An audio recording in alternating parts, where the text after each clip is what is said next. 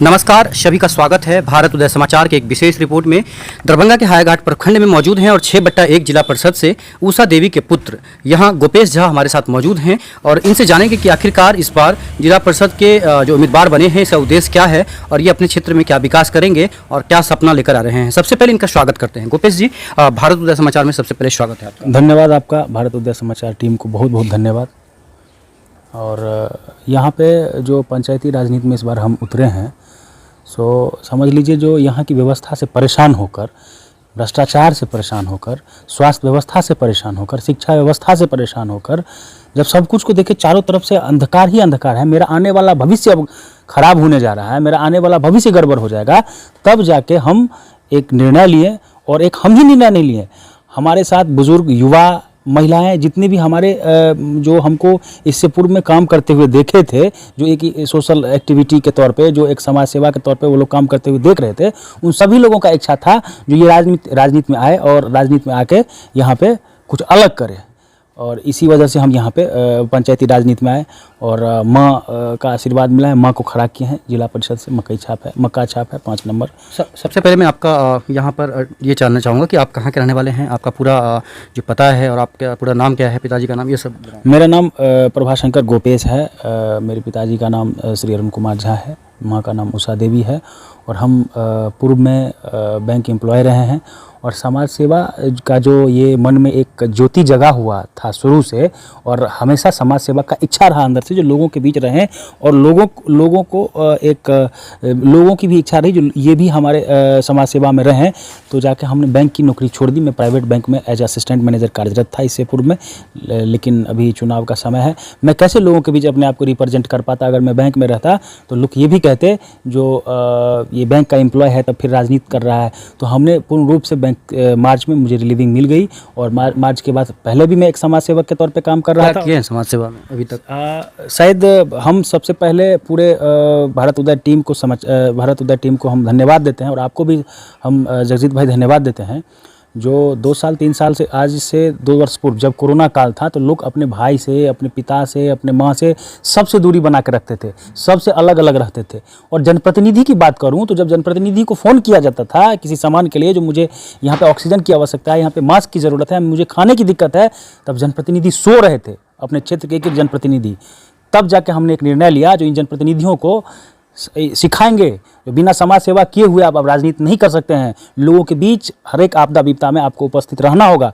Corona काल में आप खुद कवरेज किए हैं। एक तरफ आप एक कोरोना वॉरियर्स के रूप में काम कर रहे थे, आप पूरा मेहनत कर रहे थे क्षेत्र में, और दूसरी तरफ आपने हमारा कवरेज किया था। जब लोग घर में घुसे हुए थे तब हम लोगों के बीच थे, दवा लेके लोगों के बीच थे, उनके खाने का सामग्री लेके लोग। मैं ये नहीं कह रहा हूँ जो मैं वो किया इसीलिए मुझे वोट करें, लेकिन मैं जब उस टाइम देखा इस क्षेत्र में जो जिस जनप्रतिनिधि को लोगों ने जनप्रतिनिधि बनाया, वो जब घर में सो रहे हैं तो उनको सिखाना है। जो चुनाव, अगर आप मुख्य धारा में राजनीति में आते हैं और अगर आपको जनप्रतिनिधि लोग बना रहे हैं तो आपको जनता के बीच रहना होगा। अगर आप जनता के बीच नहीं रह के चाहिएगा हम एक मठाधीश बनिए, तो एक है खाली करो सिंहासन जनता आती है। खाली सिंहासन करना पड़ेगा, वहाँ पे जनता आएगी और जनता बैठ के काम करेगी और जनता आपको ये विश्वास दिलाएगी। अगर जनता जो भी पॉलिटिकल एक होता है, एक राजनीतिक ये बोलते हैं मठाधीश, जो कि एक कुर्सी पे कब्जा करके बैठे हुए रहते हैं। अब जनता जागरूक हो चुकी है, हर एक जगह युवा की मांग है, युवा की डिमांड है, युवा पर ही अंतिम विश्वास अब लोगों का रह चुका है। सामाजिक। गोपेश जी, आपने ये बात कहा कि शिक्षा की व्यवस्था जो चरमराई हुई है उसको लेकर आप आए हैं।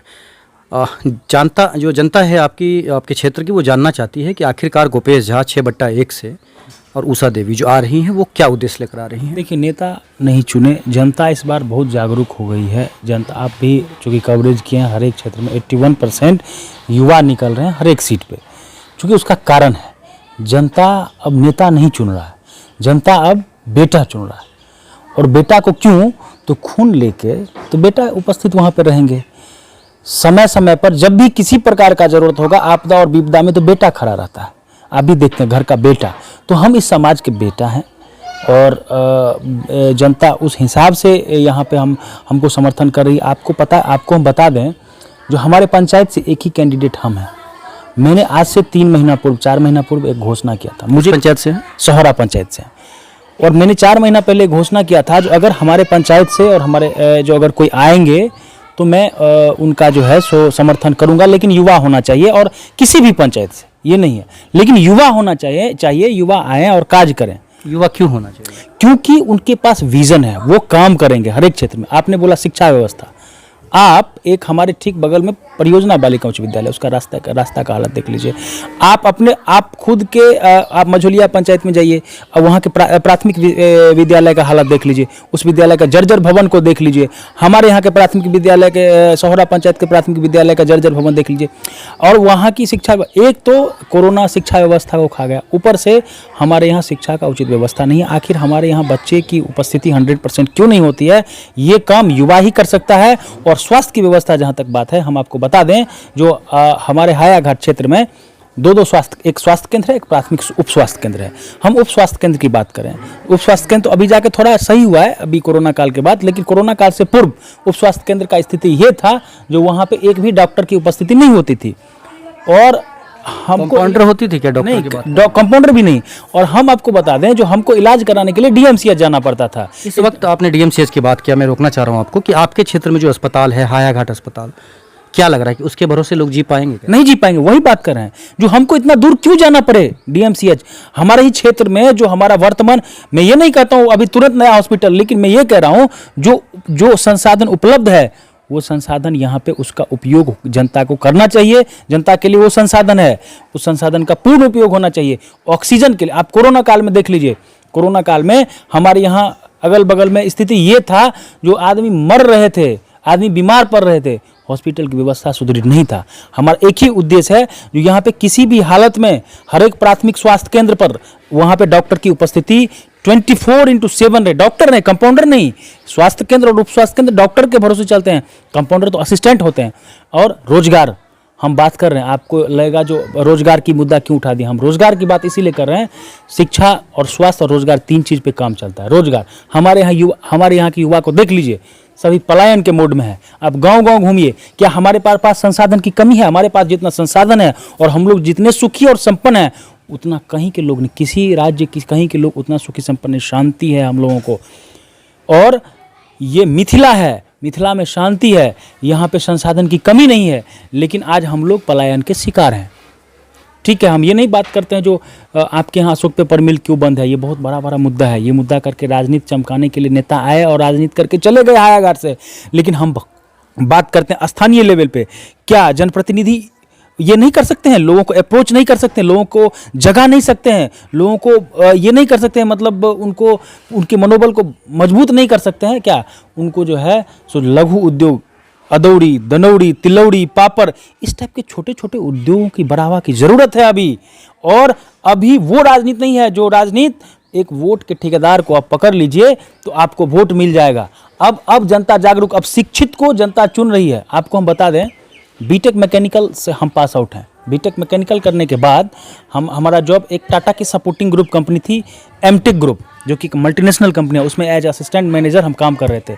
लेकिन वहाँ पे सोशल वेलफेयर का कोई डिपार्टमेंट नहीं था जो हम वहाँ पे काम करते अगर एज ए इंजीनियर, लेकिन मेरा इच्छा हमेशा रहता था जो हम सोशल वेलफेयर की तरफ काम करें, लेकिन वहाँ पे सोशल वेलफेयर की व्यवस्था नहीं थी। उसके बाद फिर वहाँ छोड़े, लोगों के बीच, जमशेदपुर में भी हम लोगों के बीच किसी मतलब जब भी कोई आपदा या विपदा या ऐसे ही हम लोगों के बीच रहना, आदिवासियों के बीच रहते थे, उनकी समस्याओं को जानते थे और उनकी समस्या, उनकी शिक्षा देखते थे जो वहाँ पे क्या समस्या है उनको। और आपको उसके बाद हम एक बेंगलोर गए, बेंगलोर में भी आपको मतलब कि यहाँ जो शिक्षा, रोजगार, स्वास्थ्य हमारा मुख्य का यही 3 सूत्री हमारा कार्यक्रम है। और 3 सूत्री कार्यक्रम पे हम वर्कआउट कर रहे हैं। तीन सूत्री कार्यक्रम में हमारा सबसे तीन सूत्री हमारा कार्यक्रम है। जिला परिषद कैंडिडेट होने से पहले भी लोगों को मैंने बताया, लोगों के बीच जब हमने गया, जो हमको जिला परिषद के रूप में आना है आपके बीच में, तो हमारा 3 सूत्री शिक्षा, स्वास्थ्य और रोजगार था, जिसमें हम आपको बता दिए शिक्षा की व्यवस्था में कहाँ कहाँ कमी है और किस किस क्षेत्र में हमको काम करना है। स्वास्थ्य के क्षेत्र की जहाँ तक बात है तो स्वास्थ्य के क्षेत्र भी हम आपको बता चुके हैं, जो हमारे यहाँ की स्वास्थ्य व्यवस्था क्या है वो कोरोना काल में यहाँ की जनता देखी है। और उसके बाद रोजगार के लिए हम बता दिए हैं, जो रोजगार पूरक चीज हमारे यहाँ संसाधन उपलब्ध है। छोटे छोटे लघु उद्योग को बढ़ावा देके अगर चाहे यहाँ के जनप्रतिनिधि तो यहाँ के एक एक लोगों की रोजगार की व्यवस्था हो सकती है। एज ए कॉर्पोरेट के एम्प्लॉय होने के नाते, कॉर्पोरेट में चूंकि पूर्व में रहे हैं, तो हमारा एक और मकसद रहेगा जो हमारे यहाँ के युवा जाने, जो हमारे क्षेत्र में, दरभंगा क्षेत्र में कॉर्पोरेट कितनी आ रही है, उन सभी कॉर्पोरेट में वहाँ से हमारा रहेगा प्रयास जो उनको उस कॉर्पोरेट में भी करें एक दूसरे। और हमारा ये सबसे बड़ी बात है जो हमारे यहाँ की जो ये है, क्या नाम है, व्यवस्था है सड़क। आप कहीं भी जाइए, हर एक गांव में जाइए, हर एक गांव की में देखिए अभी जल जमाव का समस्या सबसे मुख्य समस्या बना हुआ है। अच्छा, जल जमाव की बात आपने किया, तो जल जमाव आपके दृष्टिकोण से जनता के द्वारा किया जा रहा है या सड़क के द्वारा किया जा रहा है? जो कॉन्ट्रैक्टर बनाते हैं या इंजीनियर बनाते हैं। देखिए पत्रकार सर, हम आपको एक चीज़ बता दे रहे हैं, जो अभी आप जाके देख लीजिए, जो इससे पूर्व आज से 10-15 साल पहले जब रोड नहीं थी तब की स्थिति ये थी, जो यहाँ पे जल जमाव नहीं होता था। क्यों? क्योंकि मकान का लेवल जो होता था वो होता था ये क्या नाम है, डाउन था, और सड़क भी ऐसे बनता गया, सड़क बिना किसी इंजीनियर को कोई मतलब ही नहीं था रोड से, इंजीनियर को किसी भी चीज़ से कोई मतलब नहीं था इंजीनियर को। लेकिन यहाँ पे जैसे तैसे रोड बनी, जिसका परिणाम हम जनता झेल रहे हैं। नाला का कोई व्यवस्था नहीं है, पानी निकासी का कोई व्यवस्था नहीं है, हर एक गांव हर एक जगह जल जमाव है। मैं एज ए इंजीनियर मैं आपको कह रहा हूँ, जो आप यहाँ पे ये समस्या का भी समाधान होगा। इतना ही नहीं, जो हमारे पास जो भी एक जिला परिषद का 16 ठो क्रियान्वयन है, उससे अलग होके जो भी हमारा रहेगा वो जिला परिषद, ये विधायक से लाना होगा, ये सांसद से लाना होगा, जिससे लाना होगा ला के काम करवाया जाएगा। बस इस चीज़ के लिए हम वचनबद्ध हैं। बस मेरा एक ही उद्देश्य है, जो जनता जाग चुकी है, और जनता जाग चुकी है तो जनता को हमें और इससे ज़्यादा जगाना है। इससे पूर्व की इतिहास आप देख लीजिए, जितने भी जनप्रतिनिधि हुए, हम बता रहे हैं, हम किसी पर कटाक्ष नहीं कर रहे हैं, लेकिन एज ए समाज से भी आप भी हमें जानते हैं और हम भी आपको एज ए पत्रकार जानते हैं। इससे पहले कि जितनी ये पद पे रहे हैं, उनका इतिहास उल्टा के देख लीजिए। जो वो जीत के गए, दोबारा क्षेत्र में वापस नहीं आए। जीत के जाने के बाद लोगों का हालचाल तक पूछने के लिए नहीं आए, जो आखिर जनता हमारा किस परिस्थिति में जी रहा है। वहाँ पे कोरोना काल ऐसा स्थिति का, जब मैंने फ़ोन करवाया जनप्रतिनिधि सबको, आपको बता दूं, मैंने 10 ऐसे जनप्रतिनिधि को कॉल करवाया अपनी जनता से, इस समय हमें मदद कीजिए, तो सीधा पल्ला झाड़ दिए। जो हमसे हो पाया। भूपेश जी, ये बताएं कि आपके जिला परिषद क्षेत्र में कितना गांव है, कितना पंचायत है, और उन पंचायत में आपका क्या जनसंपर्क हुआ है, या आप उन पंचायत के लोगों से मिले हैं, अब कितना अवगत हैं उन लोगों से? देखिए पंचायत जो मेरा क्षेत्र है, इस क्षेत्र में तो हम कंटिन्यू रहे ही, पूर्व से ही रहे हैं। अभी इस क्षेत्र में हम जो घूम रहे हैं जनसंपर्क के दौरान, लोगों की आशा हम पे बहुत जगी हुई है। लोग युवा को खोज रहे हैं, जो कोई युवा आए, क्योंकि हमारा महिला सीट है तो माता श्री का आशीर्वाद लिए हैं, माँ को खड़ा किए हैं यहाँ पे। हम बता रहे हैं, हम अपने 7 पंचायत में, सोहरा पंचायत, आपको मझोलिया पंचायत, पतोर पंचायत, मलीपट्टी उत्तरी, मलीपट्टी दक्षिणी, सिधौली पंचायत, चंदनपट्टी पंचायत, सभी जगह से बहुत अच्छा रिस्पांस मिल रहा है। बहुत लोगों को बहुत बढ़िया स्नेह मिल रहा है, प्यार मिल रहा है, इवन कि लोगों का मार्गदर्शन तक मिल रहा है। युवा खुशी से झूम रहे हैं। जो अगर कोई युवा अब हमारा प्रतिनिधित्व करने के लिए कोई युवा आगे आ रहा है, इस सभी पंचायत, जितने भी पंचायत हैं, 7 पंचायत बुद्धिजीवियों का पंचायत रहा है। किसी भी पंचायत का आप इतिहास और किसी भी गाँव का आप इतिहास उल्टा के देख लीजिए, हर एक गाँव में एक से एक विभूति, एक से एक महानुभाव, एक से एक ज्ञानी और एक से एक विद्वान पैदा लिए हैं। और वो लोग कुछ हम लोगों को संदेश दे के गए थे। उस संदेश को हम लोगों को, युवा को, जो भी विद्वान, जो भी स्वतंत्रता सेनानी, जो भी क्रांतिकारी हुए, जो भी अच्छे पोस्ट के पदाधिकारी हुए, सभी के संदेशों को हम लोगों का कर्तव्य बनता है, जो आगे बढ़ाना है। स्वच्छ छवि, संस्कार, ज्ञान जितना भी हमारा है, सबको हम लोग को संजो के रखना है, सबको संजो के रख के और सभी के बीच में इस संदेश को रख के और सब युवा को आगे बढ़ाना है। यही मेरा। मैं एक सवाल आपसे करना चाहता हूँ। आपने कहा कि बैंक का नौकरी छोड़ हम राजनीति कर रहे हैं। ये बताएं कि आप आगे भी बढ़ सकते थे, कोई और कोर्स कर सकते थे, या फिर और कुछ मतलब किसी जॉब में जा सकते थे, तो आपने राजनीति को ही क्यों चुना? देखिए, राजनीति को मैंने नहीं चुना, राजनीति के लिए लोगों ने हमें प्रेरित किया, क्योंकि लोगों की आवश्यकता थी। और हम जो है सो लोगों की समस्या से को अपने में बर्दाश्त नहीं कर पाते थे। लोगों के बीच रहने की आदत थी हमारी, लोगों की समस्या सुनने की आदत थी हमारी, और लोगों को भी इच्छा थी जो यहाँ पे इस पद के लिए युवा, हर एक पद पे युवा फाइट करे, युवा ही कुछ कर सकता है, क्योंकि सब लोगों की आस जो है युवा पे जग गया था। इसीलिए क्या संदेश देंगे लोगों को? लोगों को ये संदेश देते हैं, जो एक शिक्षित। गोपेश जी, अंत में अगर बात करें तो लोगों के लिए संदेश क्या रहेगा, जो पंचायत के लोग हैं, 7 पंचायत के, उनके लिए संदेश क्या रहेगा? देखिए, एक प्रतिभा खोज परीक्षा है यहाँ पे चल रहा है।